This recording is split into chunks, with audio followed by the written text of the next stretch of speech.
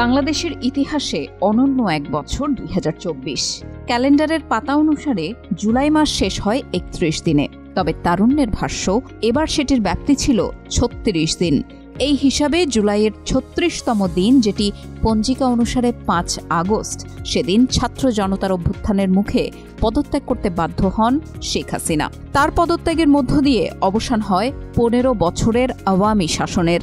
স্বৈরশাসকের পতন ও নতুন পথে যাত্রা শুরুর বিষয়টি বাংলাদেশকে এনে দিয়েছে বর্ষসেরা দেশের তালিকার শীর্ষস্থানে।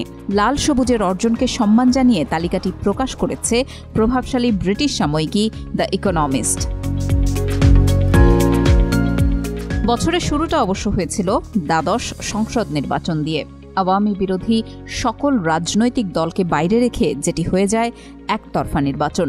প্রহসনের নির্বাচনে ব্যাপক সংখ্যাগরিষ্ঠতা নিয়ে সরকার গঠন করে শেখ হাসিনা। তবে ৬ মাস যেতে না যেতেই পাল্টে যেতে থাকে দেশের চিত্র। জুলাইয়ের ১ তারিখ থেকে সরকারি চাকরিতে কোটার যৌক্তিক সংস্কারের দাবিতে আন্দোলনে নামেন ঢাকা বিশ্ববিদ্যালয়ের শিক্ষার্থীরা। খুব অল্প সময়ের মধ্যেই এটি ছড়িয়ে পড়ে সারা দেশে। এর পরের ইতিহাস সবারই জানা। কোটা সংস্কারের দাবি যেয়ে থাকে সরকার পতনের এক দফা দাবিতে। শাসকের রক্তচক্ষু আর বুলেট উপেক্ষা করে ছাত্র জনতা নেমে আসেন রাস্তায়। এক পর্যায়ে আন্দোলনের মুখে ভিটেমাটি ছাড়তে বাধ্য হন আওয়ামী লীগ সভাপতি। ২০২৪ সালেই জেনারেশন জেড সম্পর্কে জানল দেশের মানুষ। দেখল তাদের অদম্য প্রাণশক্তি, লক্ষ্য পূরণে পর্বত সম মনোবল। জেনজির পরিচয় প্রসঙ্গে অনেকেই টেনে আনেন সাবেক স্বরাষ্ট্রমন্ত্রী আর পুলিশ কর্মকর্তার সেই কথোপকথন, যেখানে পুলিশ কর্মকর্তা বলছেন, গুলি করে লাশ নামানো লাগছে স্যার, গুলি করি, মরে একটা, আহত হয় একটাই যায় স্যার, বাকিরই যায় না। এইটা হলো স্যার সবচেয়ে বড় আতঙ্কের এবং দুশ্চিন্তার বিষয়।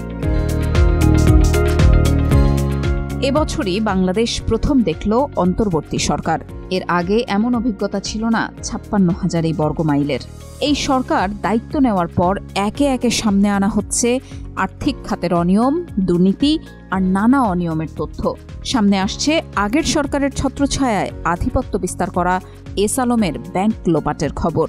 শেয়ার বাজারের অনিয়ম, দুর্নীতির সঙ্গে জড়িয়ে থাকা বেক্সিমকো সহ অন্যান্য প্রতিষ্ঠানের বিরুদ্ধে শুরু হয়েছে তদন্ত।